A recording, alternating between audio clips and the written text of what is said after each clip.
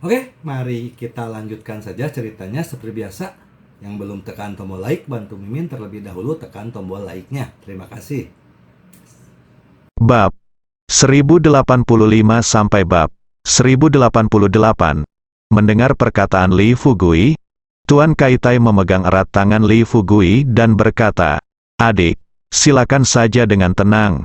Jika Anda memerlukan bantuan, silakan hubungi saya kapan saja." Li Fugui mengangguk. Dia melepaskan tangan lelaki tua itu, lalu mengarahkan pandangannya pada Xiaona. Ada air mata di sudut mata Xiaona, dan dia bisa melihat ekspresi keengganan di mata Li Fugui. Namun meski begitu, karena keberadaan Jade, Xiaona tidak bisa mengungkapkan emosinya. Dia hanya bisa memaksakan senyum pahit di bibirnya dan berkata terus terang kepada Li Fugui, "Saudara Fugui, aku akan mengingatmu. Kamu harus hati-hati ketika mencari saudari Rongrong. Ketika kamu menemukannya, jika kamu punya waktu, datanglah ke kota Honghe untuk bermain kapan saja. Aku akan mentraktirmu dengan baik kalau begitu." Li Fugui mengangguk, tersenyum dan menggoda. "Xiaona, silakan datang ke Honghe kota di masa depan. Dengarkan ayahmu dan pamanmu, dan ingat apa yang aku katakan kepadamu. Jangan bicara kotor seperti biasa. Ini bukan kebiasaan yang baik."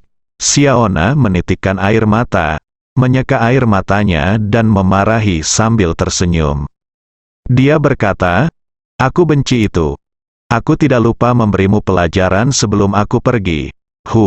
Jika kamu terus melakukan ini, mereka akan benar-benar mengabaikanmu di masa depan." Li Fugui tersenyum santai dan berkata, "Haha, oke, aku tidak akan memberimu pelajaran di masa depan." Dia berkata, Li Fugui membawa Hua Duo dan Yuzhen ke helikopter bersama. Siang itu, mereka bertiga datang ke kota Baihua di mana lembah Baihua berada. Tuan Kaitai cukup perhatian. Sebelum Li Fugui dan yang lainnya tiba, mereka sudah memesan hotel untuk mereka bertiga. Helikopter diparkir di landasan atap Hotel Baihua sebelum Li Fugui dan yang lainnya turun dari helikopter. Mereka melihat manajer hotel berdiri di satu sisi dengan 6 pelayan kurus. Angin kencang yang ditimbulkan oleh sayap helikopter membuat rambut di kepala beberapa gadis terlihat sedikit berantakan. Manajer mengulurkan tangannya untuk menghalangi angin sebanyak mungkin. Setelah Li Fugui mengucapkan selamat tinggal kepada pilot helikopter, segera setelah dia melompat dari helikopter, manajer tersebut menghadap Li Fugui di tengah angin kencang dan berkata, "Tuan Li, halo. Dapatkah ketua lama kota Honghe Gongyang secara pribadi memberitahu kami untuk melakukannya sambut dia di sini? Apakah Anda baik-baik saja di jalan?" Li Fugui berkata sambil tersenyum, "Semuanya baik-baik saja. Saya membuat Anda menunggu begitu lama." Manajer itu melambaikan tangannya dan berkata sambil tersenyum, "Anda adalah milik Tuan Gongyang tamu terhormat, dan tentu saja Anda juga Baihua da kami. Anda adalah tamu terhormat hotel ini. Ngomong-ngomong, nama saya Wu Hua, dan saya manajer hotel ini. Jika Anda memiliki pertanyaan selama menginap, Anda bisa memberitahuku kapan saja," kata. Beberapa orang telah sampai di pintu masuk lift. Saat pintu lift tertutup, suara helikopter hilang sama sekali.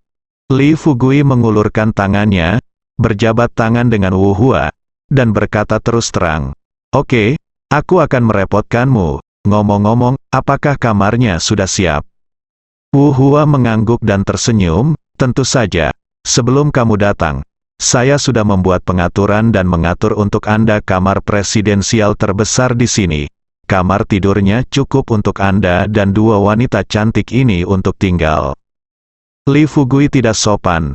Saat dia hendak mengucapkan terima kasih, Yuzhen bertanya dengan rasa ingin tahu, "Apa itu Presidential Suite?" Yuzhen sudah lama berada di Gunung Yuksu dan tidak mengetahui Presidential Suite, itu normal. Li Fugui tidak merasa malu. Apalagi Yuzhen, bahkan dia, ketika dia menjadi orang bodoh di desa Xiaoxi beberapa bulan yang lalu, tidak tahu apa itu Presidential Suite. Hanya saja sekarang saya punya uang dan mengenal lebih banyak orang. lambat laun saya melihat hal-hal yang belum pernah saya lihat sebelumnya.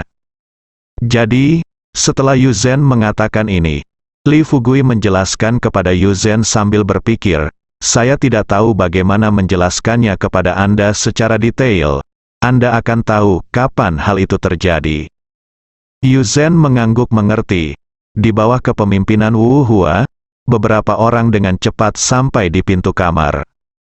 Ketika Wu Hua menyerahkan kartu kamar kepada Li Fugui, dan Li Fugui membuka pintu dan membawa Hua Duo dan Yuzen masuk, Wu Hua masuk dengan 6 pelayan. Begitu dia tiba di rumah, Wu Hua tersenyum dan berkata, Tuan Li, 6 orang ini adalah kepala pelayan pribadi hotel kami untuk rumah ini. Mereka akan melayani Anda 24 jam sehari. Li Fugui bukanlah orang yang sok. Ditambah lagi, dia tidak punya hobi menelepon orang. Dihadapkan pada keramah tamahan Wu Hua, Li Fugui menolak dengan belak-belakan dan berkata sambil tersenyum, Manajer Wu, Anda tidak perlu bersusah payah seperti itu. Kami bertiga tidak akan bisa tinggal lama di sini. Jika kami mengambil istirahat sebentar sore ini, kita mungkin akan tiba di sana besok pagi. Jika kamu ingin pergi, sebaiknya biarkan mereka melakukan pekerjaannya terlebih dahulu. Wu Hua tidak memaksakannya, lagi pula, dia pergi dalam bentuk yang seharusnya diambil, dan jika orang tidak menginginkannya, dia tidak bisa berbuat apa-apa. Oke, jika kamu butuh layanan apapun, kamu bisa datang kepadaku kapan saja. Setelah Li Fugui mengucapkan terima kasih, Wu Hua keluar dengan 6 pelayan. Ketika beberapa orang baru saja keluar, mereka tidak menyangka Yuzen sedang duduk di sofa sambil cemberut dan menyeka air mata. Adegan ini membuat Li Fugui dan Hua Duo sedikit bingung. Mereka berdua melihat ekspresi sedih Yuzen, dan Hua Duo bertanya dengan rasa ingin tahu, Nona Yuzen, ada apa denganmu? Apakah kamu baru saja datang ke sini dan ingin kembali? Yuzen mendongak. Tampak menyedihkan dia berkata kepada Hua Duo dan Li Fugui. Kapten Hua, Fugui, sudah kubilang jangan menertawakanku. Aku telah diminta oleh ayahku untuk tinggal di Gunung Yuksu sejak aku masih kecil. Gunung ini hampir terisolasi dari dunia. Seperti apa dunia di bawah gunung, saya tidak pernah tahu. Sampai saat ini, Anda mengatakan bahwa saya bahkan tidak tahu apa itu Presidential Suite. Jika ini menyebar, bukankah itu akan menjadi lelucon? Lagi pula, Anda memegang ponsel dan seterusnya. Meskipun aku bisa menelepon, aku. Di akhir kalimat, Yuzen sudah menangis. Sejujurnya, Li Fugui pernah mengalami perasaan ini sebelumnya. Sama seperti dia sudah lama tinggal di desa dan tidak memahami dunia luar. Ketika dia pertama kali keluar dan melihat semua hal baru, dia tidak bisa menahan perasaan rendah diri. Untungnya, saat dia keluar, dia sudah mengumpulkan banyak uang, sehingga dia yakin dengan apapun yang dia lakukan. Namun di hadapan Yuzen, situasinya lebih serius daripada dirinya. Secara nama, dia adalah pemilik kuil-kuil Yuksu, dan dia mengendalikan perusahaan konferensi ramuan, yang dapat menghasilkan pendapatan puluhan miliar ke kuil Yuksu setiap tahunnya. Namun nyatanya, dia hanyalah sebuket bunga di dalam vas. Seperti apa dunia luarnya, tapi dia tidak tahu. Menghadapi tekanan psikologis yang sangat besar ini, Yuzen hanya menitikkan air mata bukannya menangis. Hal ini dianggap sangat kuat. Memikirkan hal ini, Li Fugui melangkah maju dan menepuk punggung Yuzen dengan lembut, menghiburnya dan berkata, Oke, sekarang kamu sudah turun gunung. Kapten Hua dan Tuan Xiao sudah memberitahumu ketika mereka berada di kota Honghe. Kamu sudah membeli banyak, dan sekarang Anda telah membeli ponsel. Setelah itu, izinkan Kapten Hua memberitahu Anda cara menggunakan benda ini dan apa fungsinya.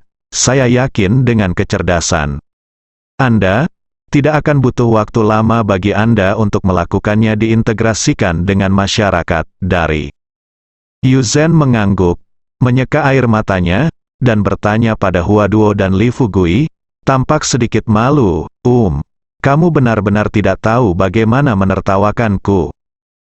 Tentu saja Li Fugui tidak akan menertawakan Yu Zhen karena hal semacam ini. Terlebih lagi Li Fugui bisa melihat perubahan yang terjadi pada Yu Zhen sejak ia turun dari gunung. Dia terutama teringat adegan saat Yu Zhen pertama kali turun dari gunung dan melihat Hua Duo dan Xiao Rongrong di Istana Sungai Merah. Saat itu Yu Zhen begitu mendominasi.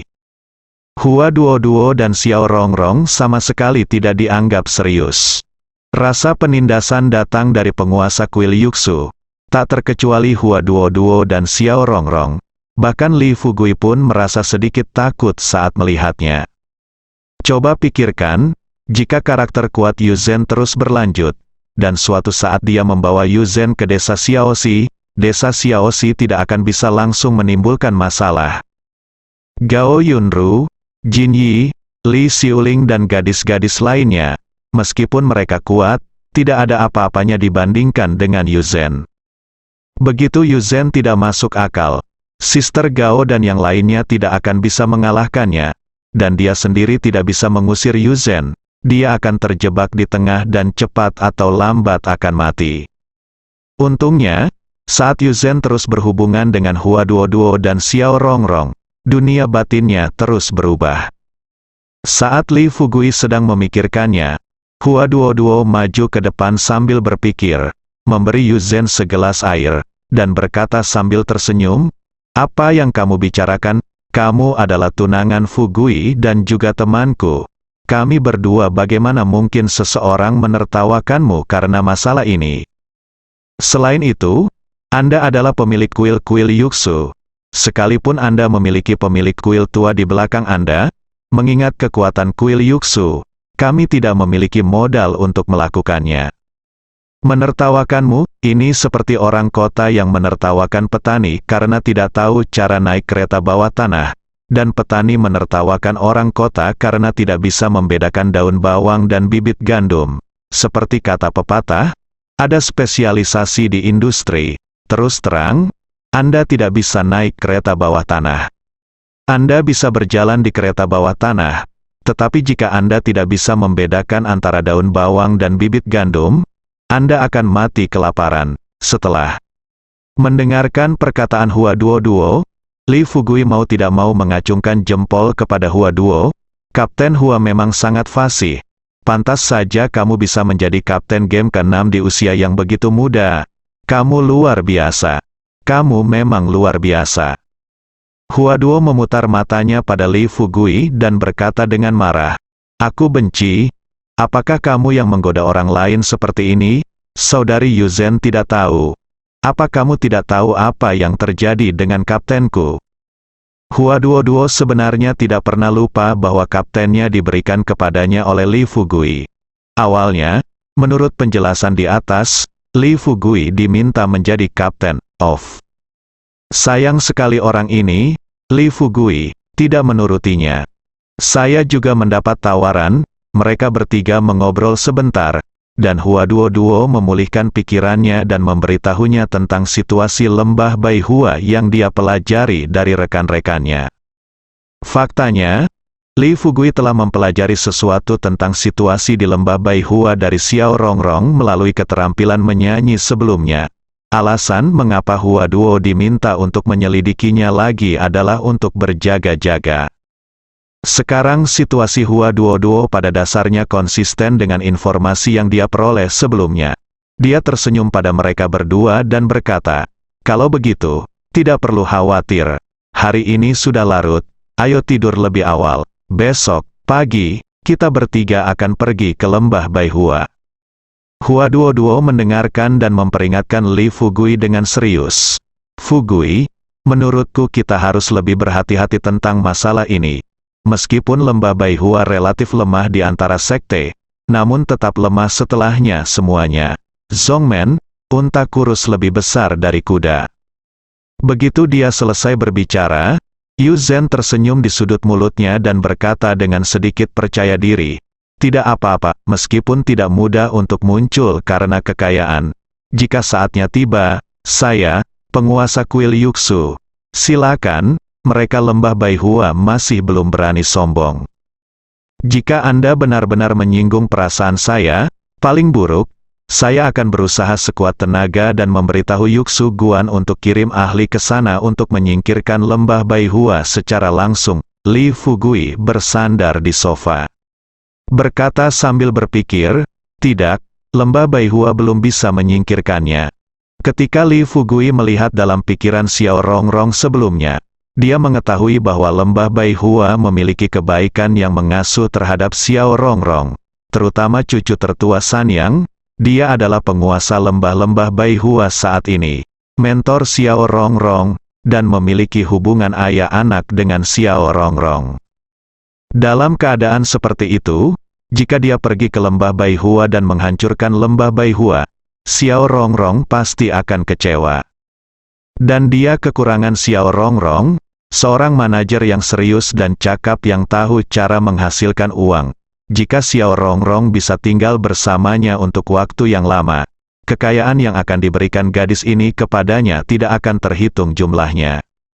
Tapi begitu Xiao Rongrong kecewa, kesenjangan akan dengan mudah muncul di antara keduanya, dan kekuatan yang lebih kuat akan menebarkan perselisihan di antara mereka. Xiao Rongrong kemungkinan besar akan menjauh darinya, dan dia akan kehilangan bakat untuk menghasilkan uang untuknya. Tentu, selain itu, Li Fugui juga tidak ingin Xiao Rongrong bersedih. Bagaimanapun juga, meski tidak ada emosi di antara mereka berdua, Xiao Rongrong tetaplah salah satu wanitanya. Sebagai seorang pria, dia harus menjaganya dengan baik dalam segala aspek. Ketika Yu Zhen mendengar ini, dia sedikit mengernyit dan bertanya pada Li Fugui dengan sedikit tidak senang. Apakah kamu enggan berpisah dengannya? Li Fugui melambaikan tangannya dan berkata sambil tersenyum. Mengapa kamu enggan berpisah dengannya? Xiao Rongrong adalah murid Changsun Sanyang, dia bisa untuk melindungi lembah Baihua. Dia memancing kemarahan sekte Tiangang pada dirinya sendiri, yang cukup untuk menunjukkan perasaannya terhadap lembah Baihua. Jika saya datang ke lembah Baihua untuk menemukannya dan langsung menghancurkannya lembah Baihua, apa yang akan kamu lakukan? Xiao Rongrong, bisakah kamu merasa lebih baik? Saat ini, Yu Zhen memanfaatkan kesempatan itu dan berkata, apakah kamu tidak enggan membuat Tuan Xiao sedih? Li Fugui tersenyum tipis dan berkata kepada Yu Zhen dengan tulus, Yu Zhen, tolong dengarkan saya dulu, bisakah Anda menyelesaikan pembicaraan? Anda mungkin tidak mengetahui hubungan antara perusahaan bahan obat kami dan Tuan Obat Xiao Sihai. Tetapi Kapten Hua mengetahuinya dengan baik, sejak perusahaan bahan obat. Kami telah memproduksi obat mujarab, perusahaan farmasi Sihai bisa dikatakan sebagai perusahaan kita yang paling kuat. Mitra bisa mendatangkan keuntungan miliaran bagi perusahaan obat kita dalam sebulan. Bayangkan saja, berapa banyak mitra hebat yang bisa kita temui di kota Jiangnan. Belum lagi di kota Jiangnan, seluruh Tiongkok, saat ini saya ikut. Anda mungkin tahu berapa banyak orang yang diberi makan di desa Xiaoxi. Puluhan ribu orang sedang menunggu makanan. Jika saya tidak dapat menghasilkan uang, orang-orang ini akan kelaparan. Sebagai kata pepatah, semakin besar kekuatannya, semakin besar tanggung jawabnya. Saya meskipun Li Fugui hanya wakil kapten kecil di game ke-6, saya juga orang yang peduli dengan rakyat Li. Kata-kata ini dapat dijelaskan sebagai orang yang berapi-api dan penuh dengan kemarahan yang wajar. Hua Duo merasakan darahnya mendidih setelah mendengar ini. Sebagai penguasa kuil Yuksu, Yu Zhen juga mengetahui kesulitan Li Fugui. Sama seperti kuil Yuksu, meskipun makanan, pakaian, perumahan dan transportasi tidak memerlukan biaya banyak, uang yang dihabiskan untuk memurnikan cairan spiritual dan ramuan setiap tahun berjumlah ratusan juta. Memikirkan hal ini, Yu Zhen berbisik kepada Li Fugui, "Oke, aku hanya bercanda denganmu. Setelah besok berlalu, pertama-tama kita akan menemukan mereka untuk memahami gerakan Xiao Rongrong. Jika Tuan Xiao ada di tangan mereka, kami akan meminta mereka untuk melakukannya serahkan Tuan Xiao.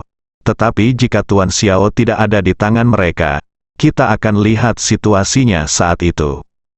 Senyuman puas muncul di bibir Li Fugui, dan dia mengangguk dan berkata, "Ya, Sebaiknya kamu berpikir begitu.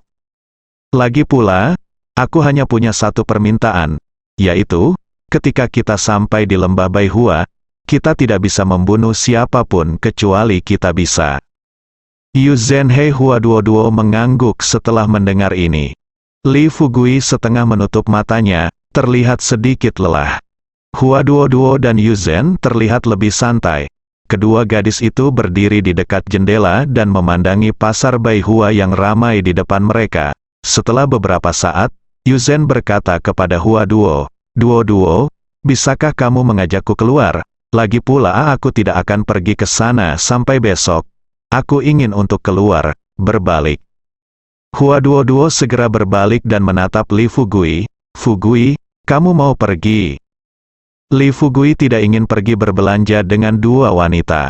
Sejak ada lebih banyak wanita di sekitarnya, dia menjadi takut berbelanja dengan perempuan. Dia bahkan merasa berbelanja dengan perempuan lebih melelahkan daripada bertarung melawan Master Sekte. Melihat Li Fugui menggelengkan kepalanya, Hua Duo dan Yu Zhen berjalan keluar pintu sambil bergandengan tangan. Saat pintu ditutup, Li Fugui memanfaatkan waktu dan bergegas ke kamar tidur. Begitu dia memasuki pintu, dia jatuh dan tertidur. Berbicara tentang Hua Duo dan Yu Zhen, setelah meninggalkan kamar hotel, dia kebetulan bertemu Wu Hua ketika dia turun. Wu Hua mengetahui bahwa mereka berdua sedang pergi berbelanja, jadi dia segera mengatur supir dan mobil khusus untuk hotel.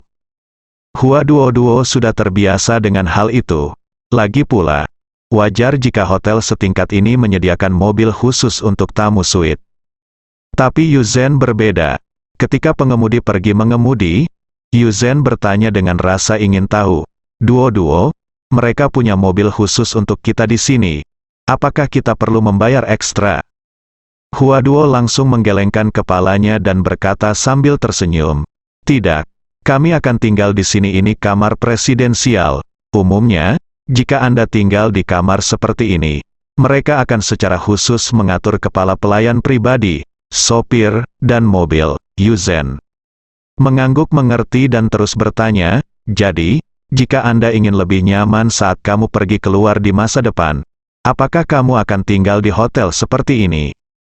Hua Duo tidak tahu bagaimana menjelaskannya, jadi dia hanya tersenyum dan berkata dengan santai, ya, kamu bisa mengatakannya seperti ini. Segera saat keduanya sampai di depan pintu hotel, pengemudi mengendarai BMW dan parkir di depan hotel, di depan orang-orang. Pintu mobil terbuka, dan pengemudi dengan hormat mendatangi Hua Duo dan Yu Zhen, lalu membungkuk, halo, kalian berdua cantik, saya sopir Anda Guan Cheng, Anda bisa memanggil saya Xiao Guan. Saya sangat senang melayani kalian berdua, seorang wanita cantik akan melayanimu. Guan Cheng mengatakan ini, tapi matanya sudah tertarik dengan kecantikan Yu Zhen dan Hua Duo di depannya. Hua Duo agak cuek, tapi Yu Zhen terlihat agak cuek. Setelah Guan Cheng selesai berbicara, Hua Duo hanya melambaikan tangannya dengan lembut. Oke, bawa kami ke pusat perbelanjaan terdekat, mendengar.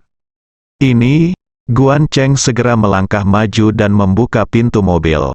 Hua Duo masuk ke dalam mobil, dan Yu Zhen mengikuti Hua Duo dan duduk di sebelah Hua Duo. Saat mobil dinyalakan, Yu Zhen memandangi pejalan kaki dan kendaraan yang lewat di kedua sisi jalan. Dia tidak bisa menahan rasa ingin tahunya bertanya kepada Hua Duo. Duo, saya baru saja melihat seseorang berdiri di atas benda yang tidak diketahui dan berjalan ke depan. Apa yang terjadi? Apa itu? Hua Duo melihatnya sekilas dan menjelaskan dengan serius. Benda itu disebut mobil penyeimbang. Ketika Guan Cheng mendengar ini, tanpa sadar dia melirik ke arah Pai Yu Zhen. Setelah bekerja di hotel selama 2 tahun, orang-orang yang biasa dilihat Guan Cheng semuanya adalah orang-orang kaya dan penting. Saat pertama kali melihat penampilan kedua gadis ini, Guan Cheng merasa kedua gadis ini pasti memiliki status yang luar biasa. Namun kini sepertinya ia hanya berpikir terlalu banyak. Apalagi gadis berbaju ungu ini, dia bahkan tidak tahu tentang sepeda keseimbangan. bukankah dia tipikal orang udik? Ketika mengemudi, Guan Cheng mendengarkan percakapan dua orang di belakangnya. Setelah 20 menit berkendara, ketika mobil berhenti, Guan Cheng sepenuhnya percaya pada penilaiannya. Baru saja Yu Zhenke berkata secara pribadi bahwa dia belum pernah melihat hal-hal baru ini di gunung sebelumnya. Seorang wanita cantik yang baru saja turun gunung mungkin tidak punya pacar, dan dia mungkin tidak tahu apa yang dia lakukan. Melihat Hua Duoduo dan Yu Zhen pergi ke mall, Guan Cheng mengeluarkan ponselnya dan mulai berbicara dengan teman-temannya. Setelah memberitahu salah satu temannya apa yang baru saja dia alami, dia tidak ingin orang lain tertarik dan bersikeras membiarkan Guan Cheng mengirimkan foto gadis itu. Guan Cheng tahu bahwa temannya adalah sopir Zhang Fei, dan Zhang Fei adalah satu-satunya putra Zhang De, ketua grup Baihua Seed, dan pewaris sebenarnya grup Seed masa depan. Adapun Seed Group, ini adalah perusahaan terbesar di kota Baihua, salah satu perusahaan industri militer terkemuka di Tiongkok, dengan keuntungan tahunan hingga 100 miliar. Selama 2 tahun ia mengemudi di sebuah hotel, Guan Cheng telah mempertimbangkan untuk berganti pekerjaan, namun belum ada yang bisa merekomendasikannya. Kali ini mungkin merupakan kesempatan untuk titik balik dalam hidupnya. Berpikir seperti ini, Guan Cheng turun dari mobil dan segera datang ke mall. Setelah menemukan Yu Zhen dan Hua Duoduo, diam-diam dia mengambil foto Yu Zhen dan mengirimkannya ke temannya Yang Hun. Setelah mengirimkan fotonya, Guan Cheng duduk di dalam mobil dan melakukan panggilan video ke Yang Hun. "Bagaimana kabarmu? Bukankah kamu cantik? Hehe." Sayang sekali dia orang desa. Dia hanya duduk di dalam mobil bertanya tentang berbagai hal, tapi dia bahkan tidak mengenali mobil keseimbangan. Yang Hun melihat ke arah foto di depannya dan menyeringai. "Putramu sangat cantik setiap hari.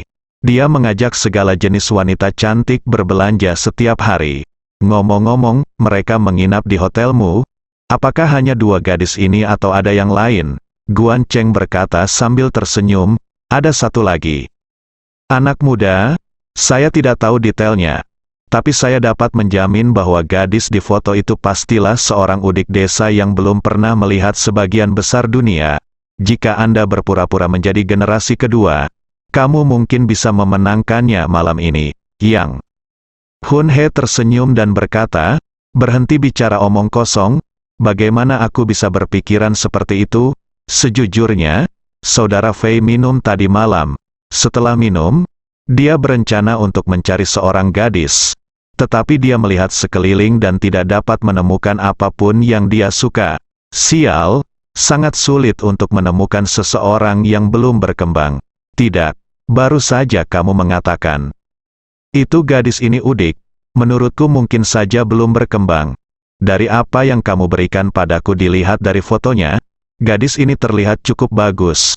Tapi aku tidak tahu siapa yang bepergian bersamanya. Mungkin saja sebaiknya kita bisa menyelidikinya dengan jelas." Setelah mendengar ini, Guan Cheng tersenyum percaya diri dan berkata, "Saudara Yang, apakah kamu masih perlu menyelidikinya?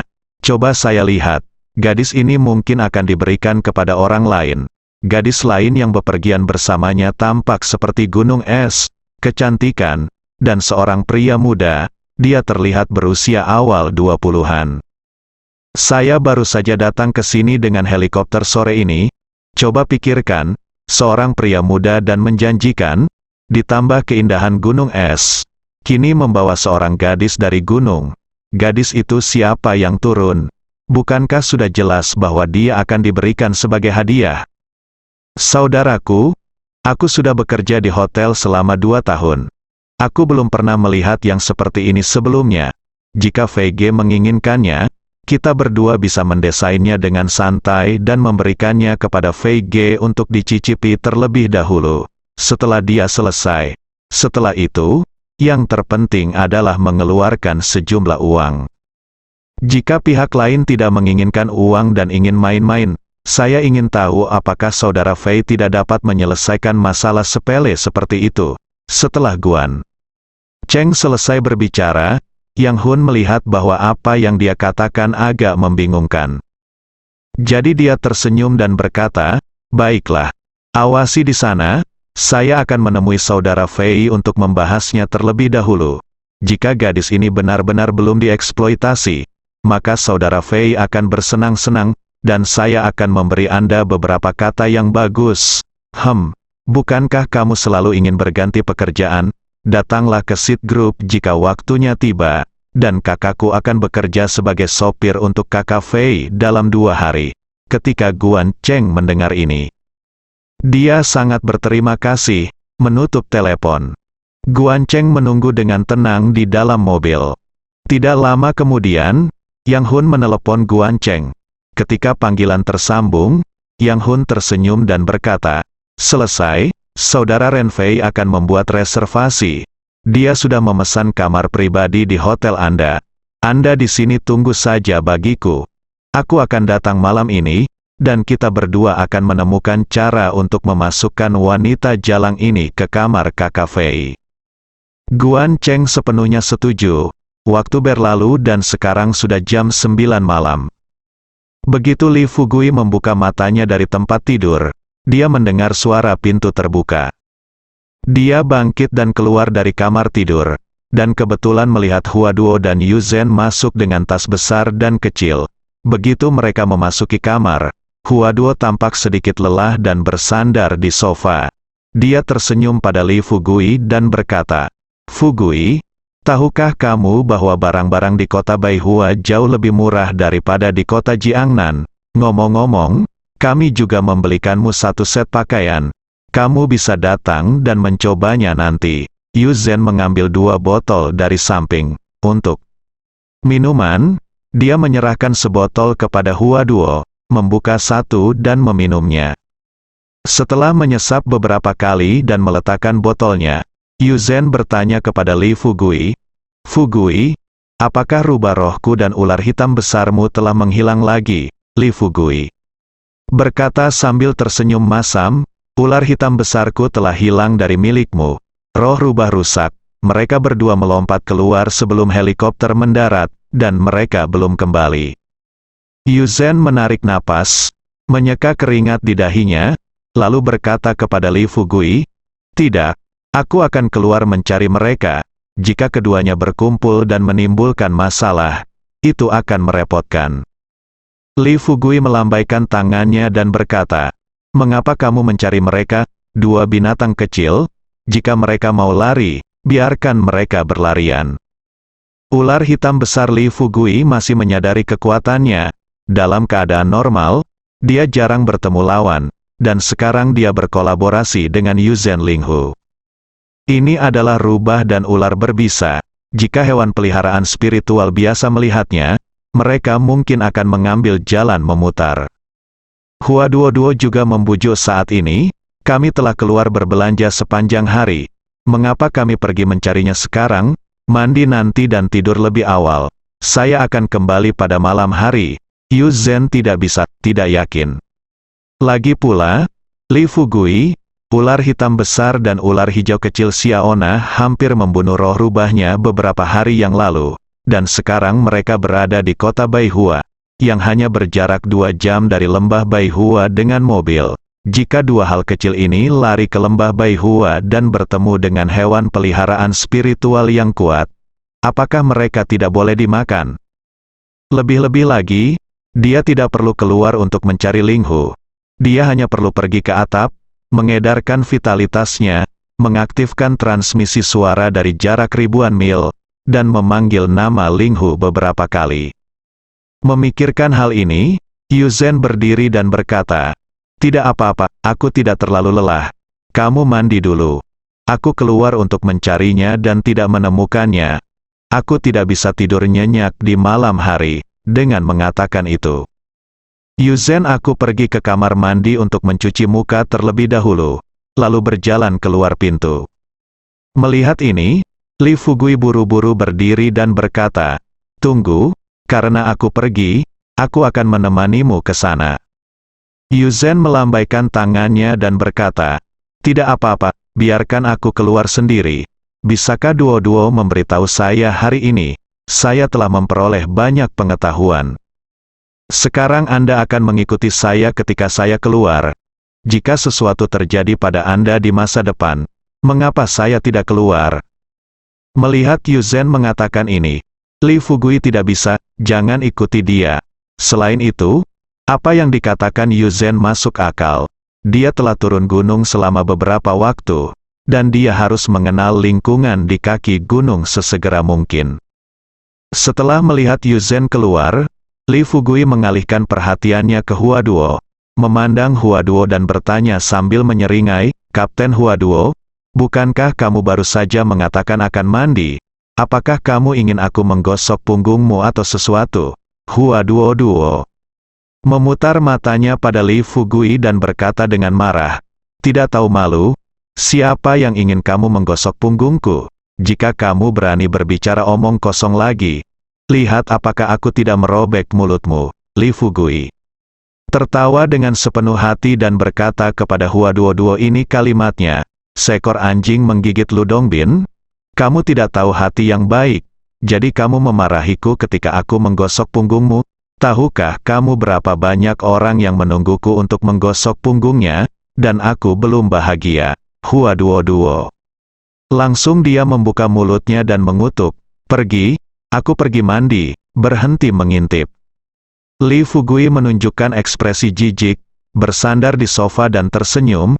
"Anda mengatakannya seolah-olah saya belum pernah melihatnya. Tahukah Anda bahwa saya pernah melihatnya? Apakah Anda memiliki ingatan fotografis?" Huaduo mengepalkan tangan kecilnya yang berwarna merah muda dan menatap Li Fugui dengan tajam. Ketika Li Fugui melihat mata Huaduo, dia buru-buru tersenyum dan berkata, "Haha, oke, aku bercanda. Kamu cepat mandi. Aku akan menelepon dulu dan memintamu membawakan kami makanan. Setelah makan malam, pergi tidur lebih awal. Bangun pagi, kita harus pergi ke lembah Baihua besok." Saat Huaduo sedang mandi dan Li Fugui menyiapkan makan malam untuk mereka, Yu Zhen berjalan keluar kamar dan mengikuti koridor menuju atap. Namun ia tidak menyangka begitu sampai di pojok tangga, Guan Cheng mendatanginya. Ketika ia melihat Yu Zhen, Guan Cheng segera maju ke depan untuk menyapa, "Halo cantik, apakah kamu butuh sesuatu?" Bagaimana Yu Zhen tahu kalau Guan Cheng menyembunyikan niat jahatnya? Memikirkan cara pihak lain bertindak penuh hormat sebagai sopir mereka di sore hari, dan melihat ekspresi rendah hati di wajahnya sekarang, dia tidak mengambil tindakan pencegahan sama sekali. Dia hanya tersenyum dan berkata, "Aku kehilangan si kecil, dan aku berencana pergi ke atap untuk melihatnya." Guan Cheng ada di sana. Dia sedang memikirkan cara menipu Yu Zhen ke kamar saudara Fei. Ketika dia mendengar kata-kata Yu Zhen, dia segera memikirkannya dan bertanya dengan senyum di wajahnya, "Xiao Bai, seperti apa rupanya?" Yu Zhen mengatakan yang sebenarnya. Guan Cheng segera meminta maaf dan berkata sambil tersenyum, "Cantik, kamu tidak perlu mencarinya. Aku tahu di mana itu. Ikutlah denganku." Yu Zhen terkejut dan bertanya dengan cepat, "Apakah kamu benar-benar tahu di mana itu?" Guan Cheng sangat percaya diri, berkata, "Apa yang dikatakan si cantik? Bagaimana saya bisa berbohong kepada Anda? Saya baru saja melihat rubah kecil itu berlari masuk dari kamar pribadi di lantai bawah ketika saya baru saja datang. Saya baru saja akan memberitahu manajer. Tapi saya tidak menyangka kebetulan seperti itu. Kebetulan kamu sedang mencarinya. Ngomong-ngomong, tidak akan menggigitkan. Ada tamu di kamar pribadi di lantai bawah. Kalau tamu itu digigit, itu akan menjadi merepotkan." Ketika Yu Zhen mendengar ini, dia merasa sedikit tidak nyaman. Dia mempercepat langkahnya dan buru-buru berkata kepada Guan Cheng, "Kalau begitu tolong bawa aku ke sana secepatnya." Bersambung.